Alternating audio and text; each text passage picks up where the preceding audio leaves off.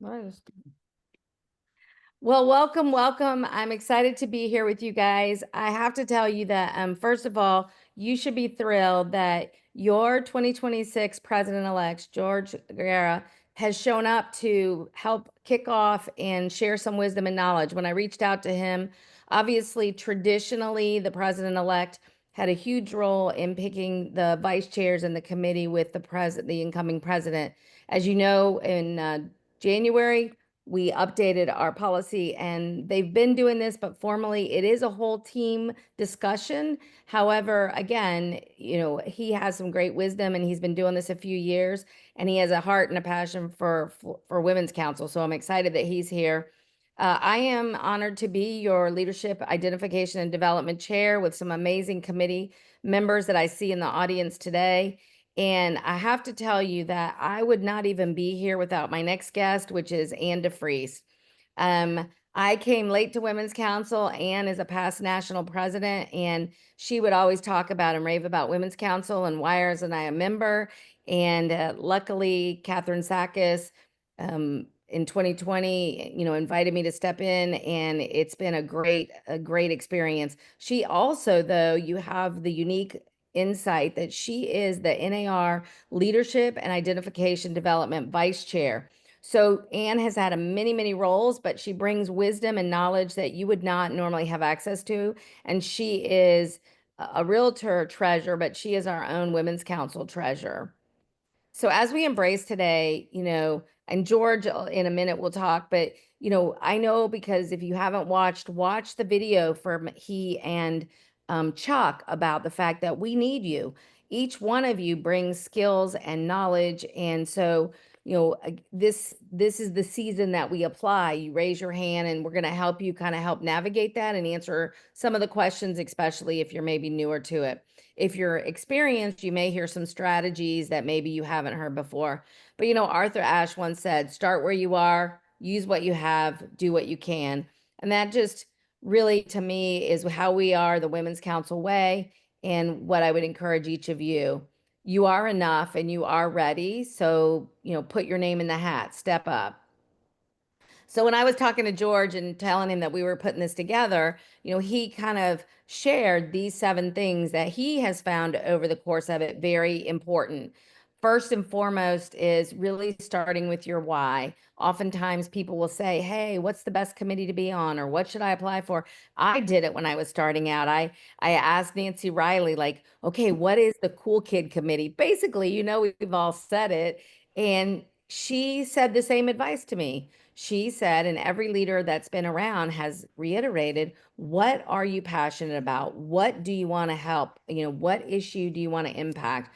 And so really, that finding your why and trusting that your gut is going to be important, because what'll happen is when you have that interest, you're going to put more into the committees, you're going to put more involvement versus, if I were to show up for professional development, with the way certain things are. It's not the, structure and the CEs and all that is not my passion right now in life. It might be sometime, but let me near some insurance policy and I could go crazy. So again, those are the kind of things you want to think about. And then, one of the things that you should be doing, and is really encouraged, both at the state and national level, is even now that you're applying, we're still going to have an August convention. NAR is going to have a June and November. Attend meetings, talk to people that are currently on those committees, find out about what they're working on. Is it something you're interested in? Is it something that you'd like to be a part of? But really be that, information gatherer, and then be specific, right? If you have specific skills or experience, you're going to see, we got some screenshots of the application where you could put that in. Perfect example Ann and I often talk about is Karen Johnson, who came with a strong financial background. And so when she applied for things, people might say, well, why did she get this position early? Well, because she was uniquely qualified and had skills that we really needed. So again, that's an important piece to let us know. I know that I'm working with Ed Botang out of Miami. He has 25 years in the insurance industry with skills that would be so valuable. But we don't know. The leadership team doesn't know unless you share it. And then you're going to see how you could actually put 5 choices on your application for Florida Realtors. You want to start with the ones you want the most, what you think you're the best fit for, and rank them in that order. And then, we don't really have an endorsement process at Florida Realtors, but just like everything else in life, there are people that put in a good word for you, or you might, talk to someone. It's like, be strategic, and again, a little bit goes a long way. But for instance, George will speak to this. I know he really values the input from staff, from local AEs. So again, realize that people are going to ask about you. And so just like in our business life, our reputation it goes before we get there, right? And then if you have an opportunity, reach out to staff or reach out and ask, are there minutes that you can review of previous meetings to get a good understanding of what they're working on, what's going on? And again, just educate yourself. Imagine going to a listing presentation and you don't do any work. How effective would you be when you go there and they ask you a question, or you might put in for a committee and bump into me or George or Chuck, and then we ask you some questions and you don't have any clue. How does that come across, right? When we're trying to pick the best people to continue to be champions for the American dream. And then realize that we have lots of people. And so again, you may not get your first choice. You may take a while to move up for some of you, like to be a chair, vice chair. So just be positive and persistent. And George, what would you share on that? So you know what? Awesome list. Whoever helped you put this together was obviously on point.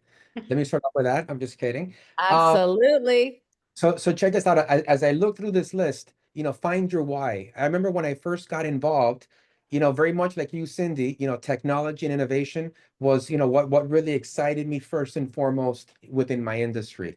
As I got involved and as I dug in deeper, I found other committees that I also got interested in. And, very much like you, once I get into it, I research to the very end of it. And, with some effort and some work behind it, you can really become an expert within that direction. So for me, definitely using your why and your passion to get you in. And then once you're in, you get to see what else is out there. And then you can determine, what makes sense or where you want to grow. I remember Eric Sane once told me, "Hey, George, I told him I'm thinking about this committee." And he said, "George, why don't you try that one?" And I told him, I'm like, "Listen, that committee, isn't my forte." And he said, "Exactly. You know what? You might want to go in there and not as a vice chair, but as a committee member and just get a feel and learn just because your input is valuable." That's number one. Number two, that I wrote here on my notes is that other leaders speak louder than you. And here's where I'm coming from. No doubt that I definitely am going to rely on some staff, but I also know that staff can be also biased as well. They might want somebody who's really easy. So I'm going to be asking around. But who do I really want to hear from? The vice chair. Hey, or the chair. Hey, this person was really involved in my committee. Hey, this person got involved and moved the needle within my committee. Really turns me on. So think that just want and being effective. I'm looking for effective. And like most leaders can testify, ladies and gentlemen, I do have a blind spot. There's some areas of the association that I do not see and that I cannot see. And I need you guys to say, "Hey, George, you have a car right there in your blind spot. Take a look at it, or check out this model." So think that as a leader, I don't see it all. I need you guys to ring the alarms when there's a superstar in your midst. Hey, this person needs some attention. Let me tell you why. And trust me, there's nothing cooler for me than seeing somebody lead somebody up. And it doesn't happen enough. And I I can sit in a committee, and number one, I know I'm not the smartest guy there, but I can easily identify who is, and I can identify who is very in tuned with that. And it usually isn't, the committee chair or the vice chair. It's somebody leading from behind. So those are the ones that I think need amplification. So you know what? I know this is how to move up, but I'm telling you this: how to lead up is by leading others up. So I want to remind you that. George, And can I just say that that has been our message with the Leadership Identification and Development Committee this year, and the leaders in the room is that their job is to build the bench and build the leader behind them. That's how you lead, is you show that you can grow people behind you. So I love that. I just want to say that because everybody here, if you're not in women's council, that is the women's council way. When we say leaders made here, that means you are looking, encouraging, and doing that for someone else. So thank you for sharing that piece for sure. Well, listen, as you started earlier, that my heart and my passion are in WCR, and it's no secret. Denora, my wife, was the past president. So I've been indoctrinated in WCR. I've seen, the way you guys work, how hands-on you guys are, how you guys are forced to move the needle. Like you have no choice but to move that needle. So I can tell you this from a leadership perspective. Not only does leadership and others speak louder than you, but being part of WCR also speaks loud as well. And I want to let you know that from a leader's perspective, when I have a WCR member who's definitely risen up in leadership, I know I have a highly trained, lean killing machine when it comes to working committees and getting things done. So those 7 steps before you apply, take them one by one, digest them. I think Cindy, together, I think we did a great job on just hitting these 7 points that can really move the needle. And I'm gonna leave you just with 2 things. Other people speak louder than you, and don't forget that us leaders, we have a blind spot, and we need you guys to illuminate that and let us know who you are, what you do, and how good you are at it. With that being said, Cindy, I have to go back to work. Thank you for the invitation. Appreciate you. Thank And, you. and, and I hope to see an overwhelming amount of applications from WCR this year. Thank you. That sounds awesome. All right. Ah, no, you didn't. Well, hold on just a minute here. Hmm. Okay, there we go. And part of leaders is you just keep smiling and going. So next, we're going to talk about kind of a quick overview of the Florida Realtor committees, just to give you an idea if you're not familiar. But there are different committees, and you'll get a document just like the other that has the links where you can go out and check. But just understand that there are varying committees, and in Florida we have 240,000 people. So then let's talk about, what are good committees if you're just getting started. And really, again, you'll have this copy of the slides, but here are some that what's good is there are places where it's welcoming and you can plug in with minimal experience. And so they're great places because one of the things I've seen people do in the past is they pick something like finance that is not, I mean, it is so few spots and very specific things they need. And so people get discouraged and they think, well, why not me? So let me just share again quickly that YPN, you can talk about there, but again, it welcomes new members. It's got a lot going on. You may have been involved at your local. Global is always a great one. And again, Maria Gerlich is open to having people in that. So that's always one that is, again, can accommodate a lot. Legislative think tanks was a passion of mine, and a great way to learn about public policy and interest. And there's several of them, so you can look at those and see. For our property managers, there's a great one for insurance, condos, all those kind of things, land use, research. The diversity committee is again another one that is open to, you don't have to have really previous experience. For our commercial people, again, get involved with the Commercial Alliance. We're doing more and more with that. Convention, you might be someone that really enjoys being an ambassador and helping to plan events, and this could be a great one for you. We have a lot of people that really help at the convention that you may not see, but definitely invaluable. And then a newer committee with community engagement. So, people working on the water cleanup. And so if you're someone that's super passionate about, Women's Council Care Day, that may be something that's a great fit for you. And then the communications committee, I know Lori Ann Minoff and some other people have been on that.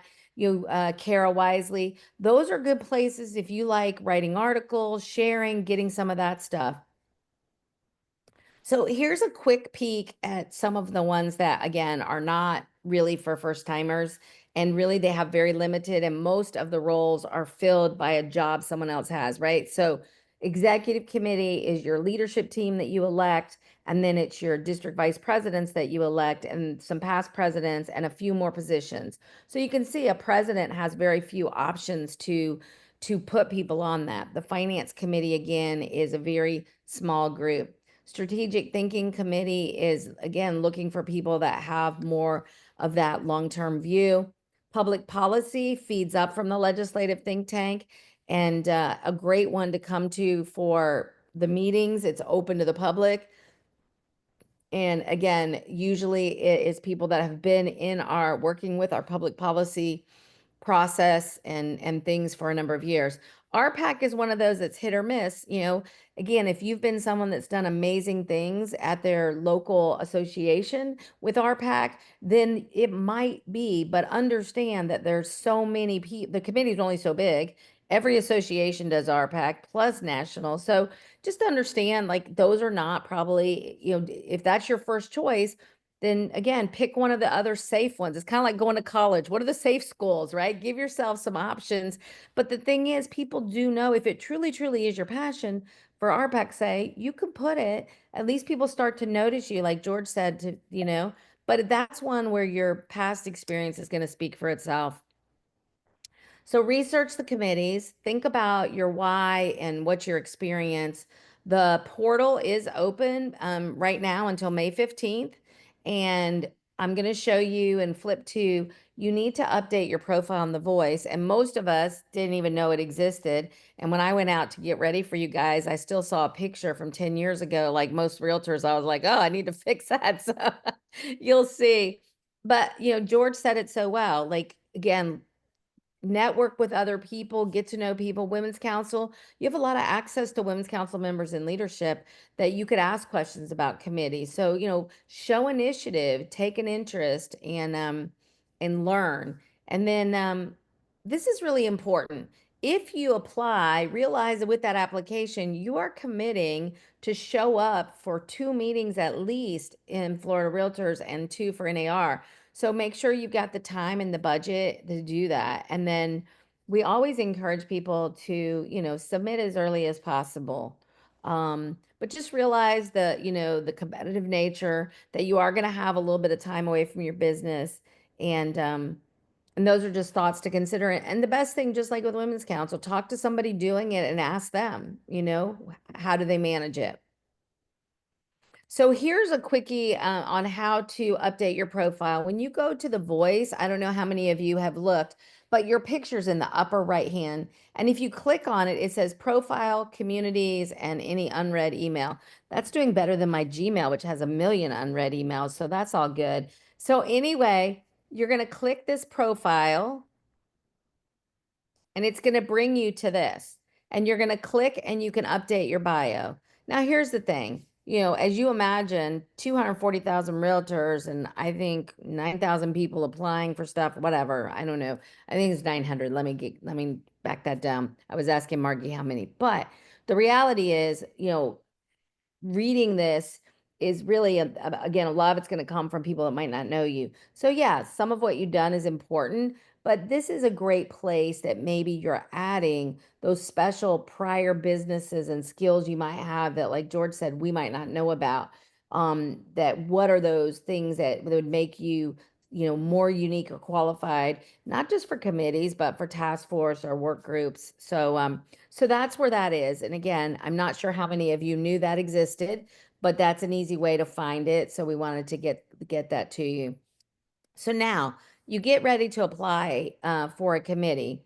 And for those of you that have never done it before, self-nomination is how most of us do it. So that's not a bad thing. It's not like, oh, just like Women's Council, self-nomination. I mean, you need to be willing to raise your hand first. So we want people that are committed and willing to say, yes, I'm ready for that. So when you go to learn about that committee, you're going to find this.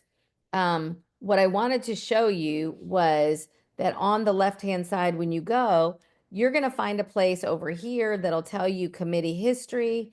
It'll tell you the different committees and what they do. And there's also a leadership identification directory. I forget the official term, but anyway, it lists all the leaders of all the committees and their contact information. And that's where you could get to them. You can also be nominated by a president or an AE. But again, you know, we're going to see all of it. And at the end of the day, yes, you know what? It's always good, as you know, as leaders now, the people you work with, as George said, are going to be people that let other people know, do they enjoy working with you? So having a good working relationship with that stuff is helpful. Is it necessary? Not at all. So when you get to the application, it's going to look like this. And you're going to have 5 choices. And you're going to drop down and it's going to say member or vice chair. Or you see here, member or vice chair. And then you're going to select for the committees. One of the things to know is that they will not let you pick 2 committees that have a time conflict, because obviously you can't be 2 places at one time. So realize that, and then again, prioritize what's your favorite, what that looks like. Um, and you can choose up to 5. Here's the thing, and this is a double-edged sword. You might find that you get 5. So are you comfortable fulfilling that, right? That's a lot. But on the other hand, typically people pick more than one because we're trying to fit people in. Finally, down here, it's asking, what are some roles that you've done at the local, state, or national level? So again, that is where, when I showed you here about your NAR, I mean, your committees and your history, that may help you tickle what those things were. And if not, again, part of this process is, as a leadership team, we're trying to see if you've been, RPAC chair for your association, if you've done certain things that would make, MLS chair or different things, then we're going to know, oh, you come and bring that experience. So again, just important to know. And then, um, as we do in all things, you're going to actually, there's an agreement down here we operate in a harassment-free environment. You have to read that document and agree to operate by that code of conducts. All right. So now I will turn it over to my esteemed partner to kind of take you through, and Ann's going to share a little bit from the NAR committee standpoint. And then at the end, we hope we have time for a question and answer. So take it away, Ann. Thanks, Cindy. And hi, everyone. It's great to be back on another one of your Zoom calls for leadership identification. I think it's been extremely helpful for people to be able to see and gain the knowledge on how you do certain things. There is a system to all of this. And unfortunately, for most of us, nobody ever bothered to tell us what it was. So that's kind of a problem. And sometimes it takes years to get those kinds of things answered, or it's a lot of hit or miss before something finally dawns on you that maybe that isn't the way you should have done something.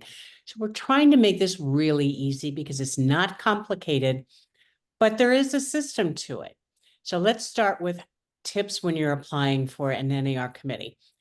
First of all, it is the same deadline date of March 1st through May 15th. You can do whatever you want to with the FR. I don't know that they look at them until later in the game, but I can tell you that we do look at them early in the game for NAR. And the NAR Strategy Committee, which is one of the committees of the Florida Realtors, will go through these applications, and they have spreadsheets, et cetera, et cetera. And for any of the standing committees or any of the state representative committees, which I'll get into, they put the names forward early on these. So do not wait until May 15th or you are not going to appear on any list. First of all, I want you to go through your member profile. Just like on The Voice, there is one at NAR. Very easy to do. When you sign in with your name, it will pop up. You can go ahead and go in there and edit it. The photo should be current. And I cannot stress enough how important it is to talk about not the fact that you were on a committee here, either at the Florida Realtors or at your local association, as much as it is, what does your previous experience bring to the table? For many of us, that's what they don't know about us. Okay, was I a director at a bank? Was I a mortgage broker? Those things are really important when we are looking for people, like Cindy said, the fella out of Miami that has 20 years experience as an insurance agent. That is invaluable, invaluable education that you are bringing in from another source. And not as much today as it used to be, because so many people are graduating from college or getting straight out of high school and getting into real estate. But for the majority of people, we do have another life that was out there. And we did do something in that life that we are translating into real estate and into our volunteerism here. So I cannot stress enough going ahead and making sure that you have that on your member profile. So that's number one, is updating your member profile. It's really, really important. Understanding the structure. If you are a current or will be for 2026 or 2025, if you are an NAR director, either through a state election or you've been chosen on a local level through your association to be a director, know that you will be given a committee appointment. Everyone is guaranteed an NAR committee if you are an NAR director. Now, normally the announcements are made in September as to what committee you've been given. If those come out and you realize that you didn't get anything, want you to contact your local AE, your association AE, because they will then contact NAR and they will make sure that you are put on an NAR committee. If you don't say anything, you're not going to get anything. And that is only for NAR directors. So automatically, I'm just trying to give you an idea of the sheer numbers here. You've got over 900 people that are going to be put on committees because we have over 900 NAR directors. But we have 80 plus committees. And I doubt if any of us could name all of them, but they are all listed on the NAR site under committees. May sound boring to you, but I want you to go through and look at each one of those committees. Is it a forum or is it a committee? A forum is just a one-time meets, like a town hall type of thing. They give perhaps a presentation on a subject matter that only usually consists of a chair and vice chair. But then a committee may have 5 members, it may have 50, it may have 150. It may have lots of branches of who, and the makeup of that committee is always different for each committee. Many NAR committees will say, I have to have 5 regional people. That means 5 people maybe from Florida or 5 from Georgia, or only 1 person from Florida, 1 from Georgia, 1 from Alabama, etc. So the makeup is always going to be different on each committee. When you look at the committees at NAR, there is a site where you can look at them by state and you can look at them by committee. So if you look at it by committee and you see that only 3 people per state are allowed to be on that committee, then go into the state and look under Florida and actually see who is on our state on that committee and when is their term up. Terms last from, it will say on there, the term expires on 12/1/2025. It normally is the day after the end of our NAR next annual convention. So that is when the new committee will pick up.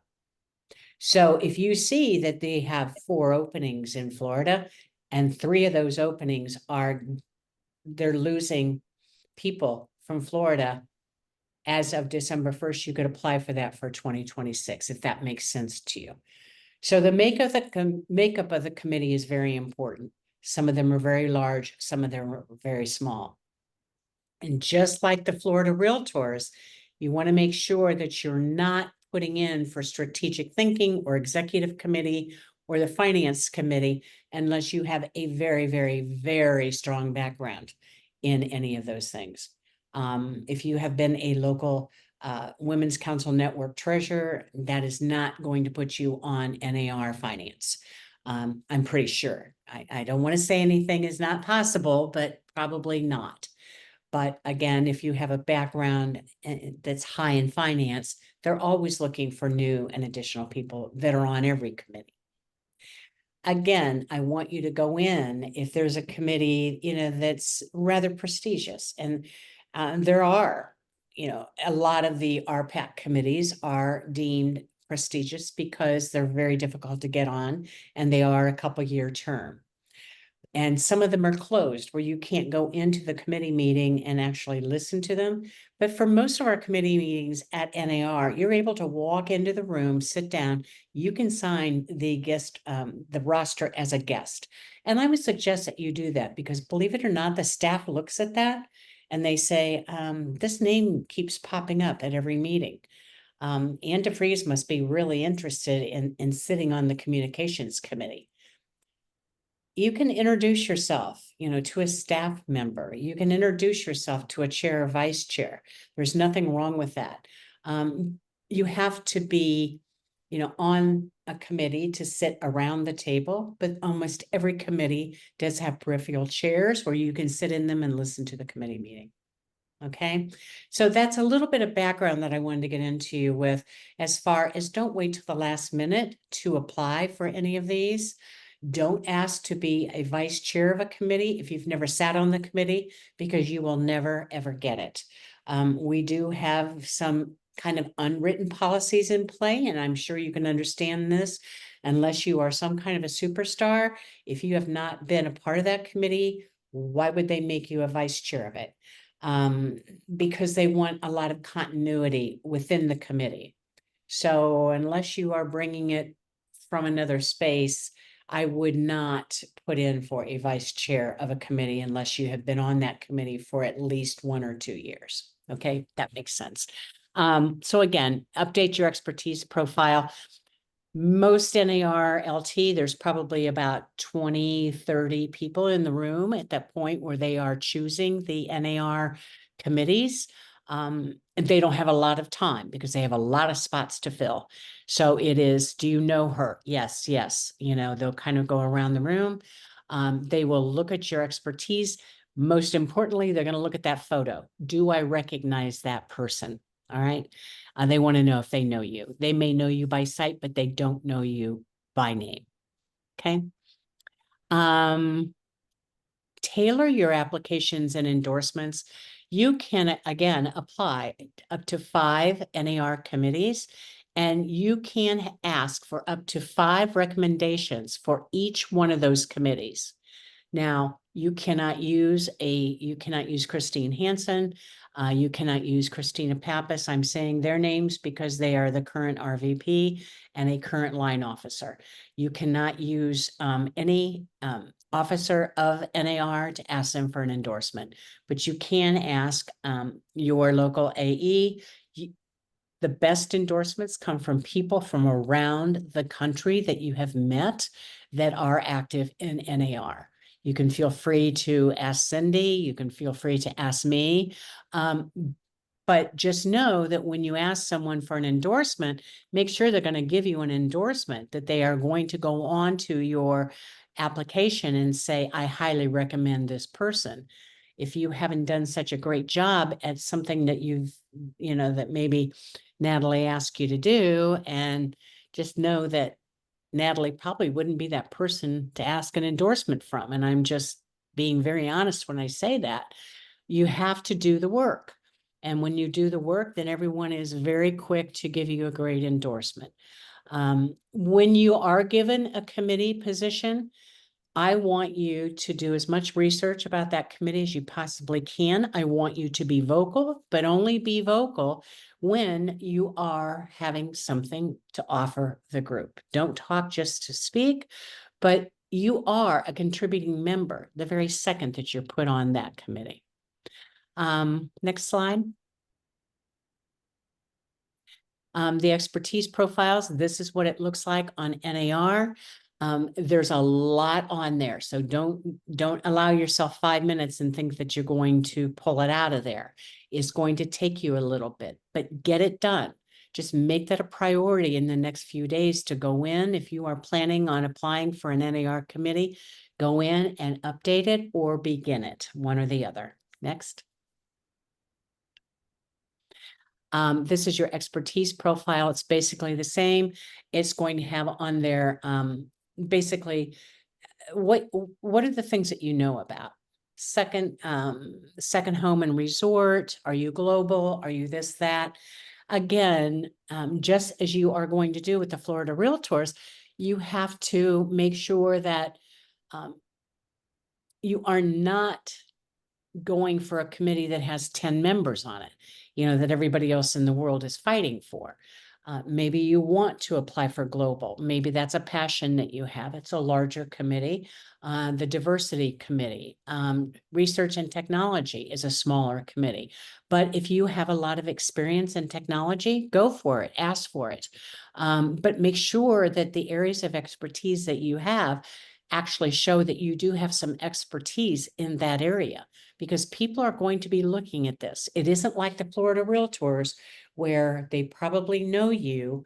The chances of someone knowing you, of sitting in that room, maybe 1 or 2 people out of 20 or 30 may know of you or may know you.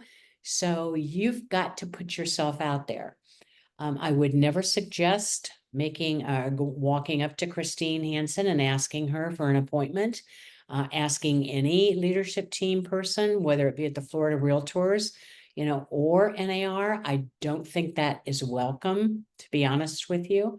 I think it's okay to send them an email to express perhaps what your expertise is that they may not know about. In Florida, at the January meetings, they always have a meeting with the first vice president of NAR, and you can actually sign up for a slot for 10 minutes to be able to talk to them about what your passions are and what you would like to do. So that is one way to get to know the leadership team of NAR. But again, be very specific in your expertise profile. Next. And can I just share one thing before we go? Absolutely. Right there under memberships, realize that you can put women's council and you may belong to other things, but again, someone may take a look or then say, oh, let me ask about someone I know at women's council about this person if I don't know. So again, a large number, I forget the statistic, but I want to say maybe 30% of people that are chairing or vice chairing are women's council members. So again, just realize, don't overlook putting that in there. And do you know why that's important? Because when someone chooses someone from Women's Council, they know, number one, that we know out of everyone else that's out there how to conduct a great meeting. Okay. This is a skill set that we assume everyone brings to the table, and they do not. It is why our associations love us. It is why the states love us to chair meetings. We know Robert's rules.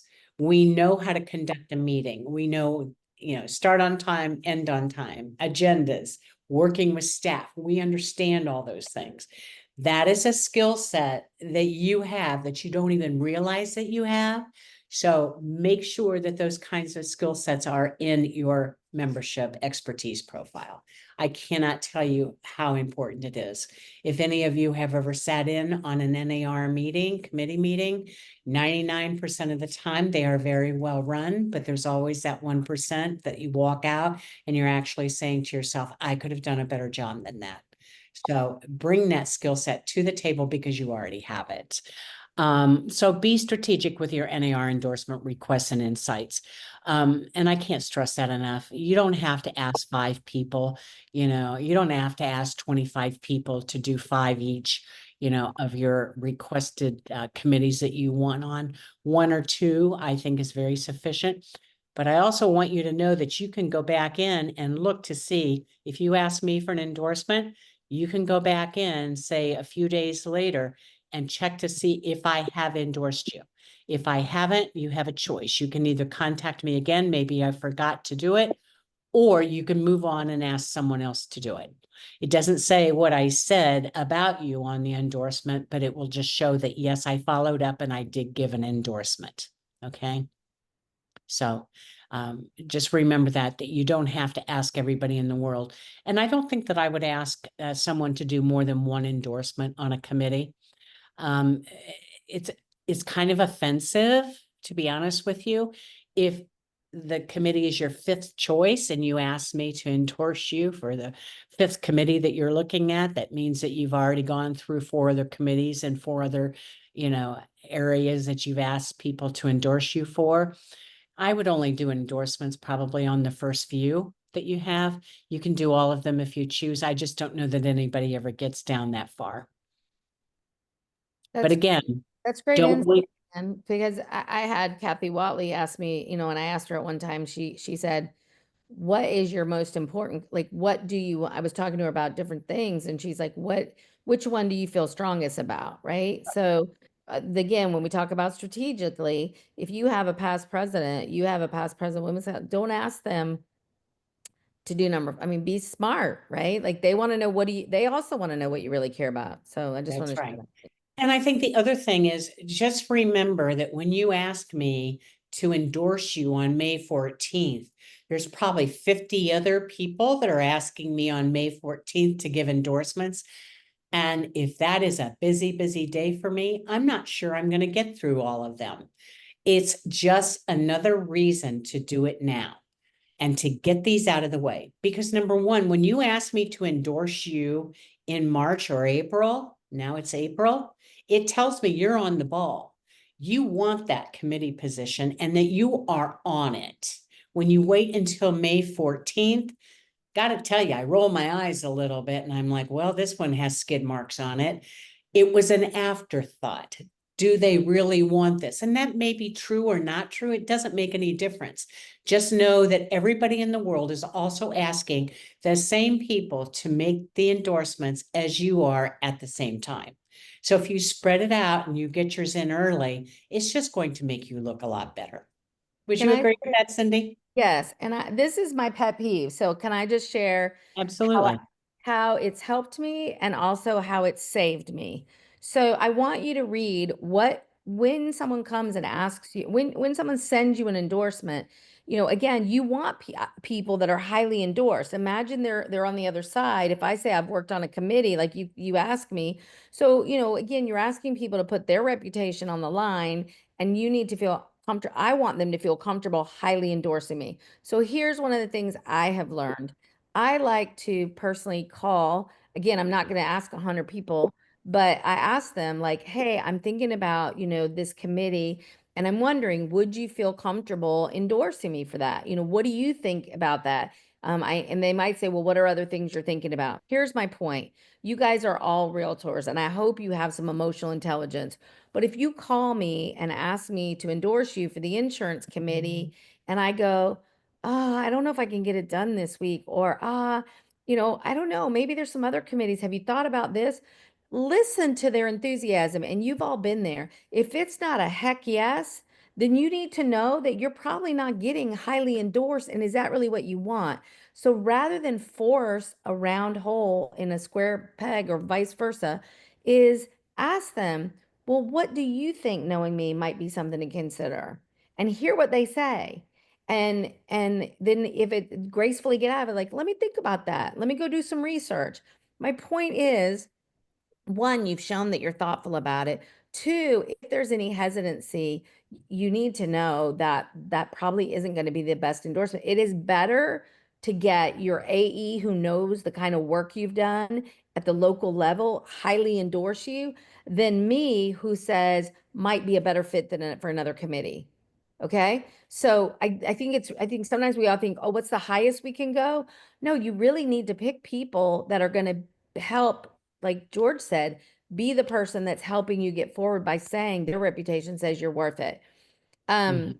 And so I just think, and then I'm going to tell you again, pet peeve of mine. Um, I do not like it. It's offensive to me when someone I get in my email a request for an endorsement and no one has texted me, let me know. I don't know anything about why they're doing it. And you're asking me to put my name on something, even if I like you, I'm just telling you, it ruffles my feathers. It doesn't come across respectful. That's me. A simple text, and you have to know I get 400 plus emails a day, so I might not even see it.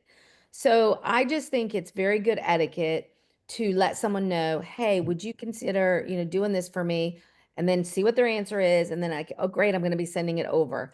Um, so I may be unique in that, and you can certainly tell me, but I don't like being blindsided and then again realize that you really do not come across as the professional you are to slam it on people the night before. Because imagine how many people are asking, and you want me down here to be able to write, or whoever you're sending it to, 250 things. So don't shortcut yourself, like Ann said. But this is an area that I think a lot of people make mistakes unintentionally just because they don't understand the system. And I just want to share a little bit about, my experience and how I think you can get a better response and a better endorsement with those couple of tips. And again, we might have a difference of opinion. You want a phone call, maybe I just want a text because maybe I get so many people asking me for an endorsement. I don't want all of those phone calls, but there's nothing wrong with just texting someone, hey, do you have time today? That you would be able to send an endorsement in for me if I send it over to you? Or would you be willing to do an endorsement for me and a freeze? You don't even have to tell them what you're doing, what you're doing it for, because they'll see that when it comes over. There's just different ways to do it. So just know that you should follow up on it. You should ask them if it's okay, if they're willing to do that for you.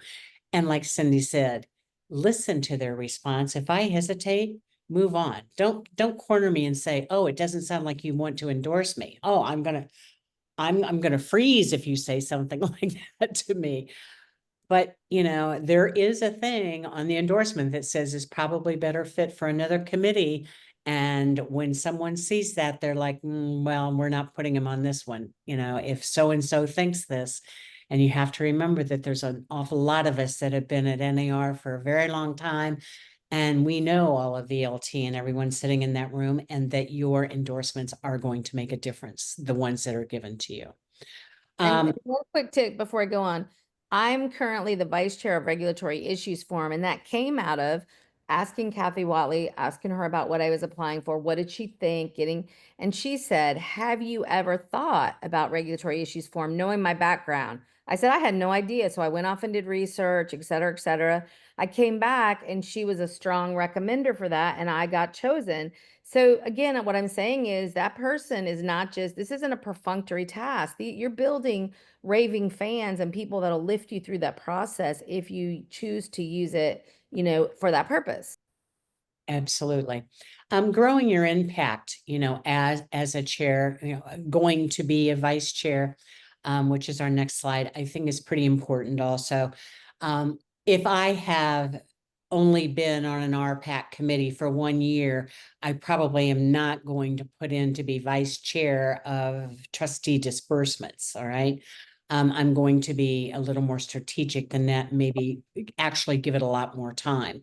If you have another year left on your appointments, you probably are not going to be given that vice chairmanship, because they're looking at it as well. Anne needs to fulfill her entire commitment to that committee before we make her a vice chair. So be very strategic.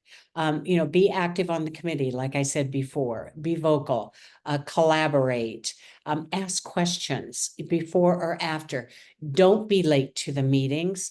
And got to tell you guys, we've got Hill visits in May. And yes, those Hill visits are important, but for some of us, we probably have 20, 25 Hill visits, depending on your district and where you're from. Am I going to leave my committee meeting or not show up at all to do a Hill visit? No, that is not what you do unless you are the key contact. All right. You are going to go to your committee meeting because that attendance form is actually recorded. And you should know that.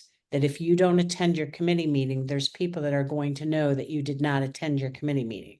That is the most important reason why you are going to either a May or a November meeting.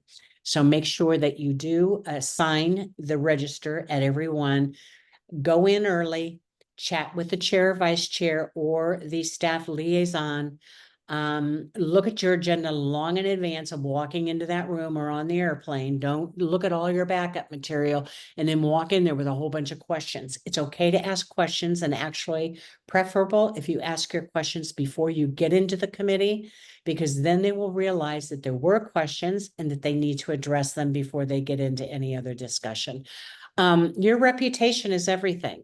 You know, if you're known for that one that raises their hand at every committee meeting, you know, and actually just says, you know, well, I agree with Cindy and everything that she's saying. Okay. Do you have anything else to add? You know, don't waste the time. Your committee meetings are only 1 hour, 2 hours, or 3 hours long. That's not a long time. Most of the work, a lot of the work we get done at other times of the year via Zoom calls, but that chunk of time that we are sitting in that room eye to eye is extremely important. So make sure that when you raise your hand, you actually have a question to ask, or that you are just not agreeing with another committee member that's in there. And leading, you know, just you have the skill set. I know that because I am a product of Women's Council, and I know that all of you are also, and that you do have that knowledge of how a committee meeting works and how you should act and react while you're sitting at that committee. And it will be noticed. Trust me. A lot of times we are asked, in fact, all the time, as committee chairs and vice chairs, we are asked, give us the name of 1 or 2 people on your committee that you feel shined this year during the committee, and why. Because they are always on the lookout. There is no way that the president-elect and vice president have enough knowledge to be able to, you know, appoint 80 some people, you know, to committees, plus all their liaisons, et cetera, to make a great team without the input of other people. So your reputation is everything, whether it be at your local association, your state, or at the national level. Okay. Next.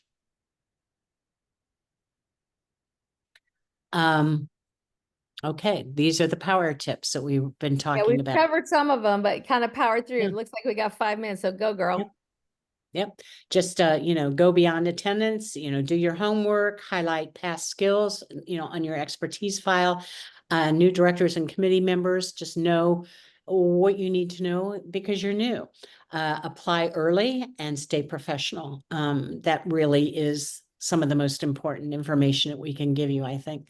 Now, we do have time for questions, and I'm Wait, sure. we got 7 more. Let's go. Okay. We have Note 12. if, yeah, please put on your expertise file that you are an major investor. Sometimes that can be a tiebreaker. And you didn't hear me say that, but I did say it. Network, past local and Florida Realtors, you know, the leverage your women's councils we talked about, build relationships and call or text before recommending, you know, requests for recommendations. And if an NAR director chooses this, oh yeah, because you will be given some type of a committee appointment.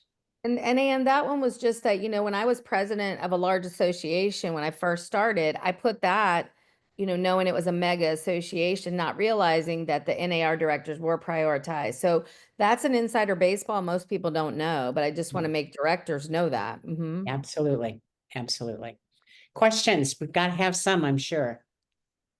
Natalie, are you going to take care of that one? No, I'm leaving it up to the Oh, I experts. see. today. So somebody asked, yeah, we'll get you all the video, the slide deck, and we have a handout. It will all be, Natalie will put it, you know, the team will get it on the link tree. I do want to, let me quit sharing. I do want to just say that I'm so thrilled to get to work with some amazing people from Women's Council Florida, which is my leadership and identification team. Natalie has given a great group. And first of all, my vice chair is Pamela Banks. So obviously she has tons of experience and brings that for next year for you guys. And she's a real value and a great partner to work with. I know we also have Lorianne Minoff, Melissa Karras, Beth Beckert, and I didn't see if Denise or Shawnee were here, but just notice that they're just great. And one of our things that we are doing, so know we are all accessible and approachable, but also that, we are also encouraging you and doing it ourselves, looking to help lift people up, encourage people, help people answer questions in that process. And we ask each of you, wherever you're serving in Women's Council, at this time of year in particular, people need to know sometimes just that someone sees something in them. So be that light, be that encourager, as George said, helping pull someone forward, because it actually is the ultimate reflection on yourself. So I want to thank all of those. Let's give a round of applause for the LID members, because thank you for serving. And this is the third in our series. So I think we've been able to hopefully bring you guys good information. Okay, Jesse, you're saying, I noticed my voice profile has a speaker profile. Would you recommend to fill the profile out as well? I don't know what that is. So I can find out. I know that the voice profile that you have is the one that my understanding is that the leadership team looks at. I obviously haven't sat in the room yet. This will be my first time, so I'm not really sure. So it's probably optional. I also wanted to mention to you, if you have a 2-year commitment and your committee is not, it is through 2026, you do not need to apply for that position for next year. It automatically rolls over. So if you're a vice chair, you do not have to apply to be the chair. Or if you have a 2 or 3-year commitment, but if you are rolling off this year, then yes, you do need to put in. So thank you for that, because I always hear conflicting advice. But what I do know that's really important is if you are in that commitment, do not put another committee in there. Is not advisable, because basically you're saying, I don't want this and I'm going something else. And it's looked at like you basically quit the job. And so the other thing, I know I spoke with Christine Hansen and she shared something really insightful. She said, sometimes you'll get a committee, whether it's at Florida Realtors or at NAR, that isn't what you asked for, and realize, first of all, to be gracious, but somebody may see something in you that they need on that committee, or they see something in you that they know that committee is going to help you be more well-rounded or get opportunities. But again, you never want to, every position is important, every role is important. And I've seen people when I was in NAR Leadership Academy and things came out and someone was like, oh, I got blah, blah, blah. Like, and again, every single role is there because it's important. And I know, the other piece is when you're applying for leadership, that when I was able to become vice chair of the insurance committee, I was told that getting a leadership position at NAR is statistically harder than getting into Harvard. And so that only says that, just realize there aren't that many. And yet I've gotten to work on task groups and PAGs where you have a huge impact. So there's lots of ways to have an impact. And if you're showing up and being present and really contributing, people are going to find you and people are going to choose you and lift you up. So just those are good things too. It doesn't look like any other questions, Anne, and we're right at the 1 o'clock hour. Anything I else? just want to thank you for not putting me out to pasture and letting me contribute some of the things that I know about and giving back to an organization. And I think all of you know I love so much. So thanks for always having Guys, me. give Anne a huge round of applause and a huge love, because we are so blessed and she makes time for us, and she has really, really been a huge supporter of Natalie and the team this year. And we all stand on the shoulders of giants, and we talked about this is the roadmap. And I don't know, some of the other experienced leaders will tell you, when you've had to figure it out yourself, it tends to be the long road. And we're trying to help you guys avoid some of the mistakes and pitfalls that we've experienced just because nobody knew to tell us or thought to share it. And so that's our hope. And as if you have any questions, again, feel free to reach out. Feel free to reach out to the whole LID team. Thank you, and we wish you all the success as you look at applying at both Florida Realtors and NAR, and look forward to working with you guys in wherever place you're serving. Thank you so much for coming. Thanks. Thanks, Natalie. Thank you.